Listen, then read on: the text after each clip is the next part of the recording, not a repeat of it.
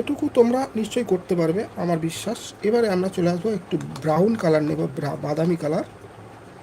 এখানে পাহাড়ে যে এটা রয়েছে এর এফেক্টটা ধরার জন্য একটু বাদামি কালার দিয়ে দাও। সম্পূর্ণ কাজটা আমি কিন্তু ভিজের উপরে আজকে দেখাচ্ছি, তোমরা দেখো কোনো কিন্তু আমি ডিটেলিং এখন অবধি করছি না। এই পর্যন্ত সামান্য একটুখানি ব্লু কালার নিয়ে এই বাদামির সঙ্গে কোথাও কোথাও পাথরের একটু একটু চাইলে এই সময় দিয়ে রাখতে পারো, তাহলে কি হবে, তোমাকে কষ্ট করে আর মেশাতে হবে না, পাথরের এফেক্ট আনতে হবে না, ছবি অটোমেটিক এই জল কাজটা করে নেবে। তোমাকে শুধু বুঝতে হবে জলের ব্যালেন্সটা, জলের ওয়েটটা কতটা এখানে ব্যবহার করা হচ্ছে বা আমি করছি। এবার একটু ইয়েলো আকার বা যেটা আমরা চলতি ভাষায় মরা হলুদ বলি, এই কালারটা নেবে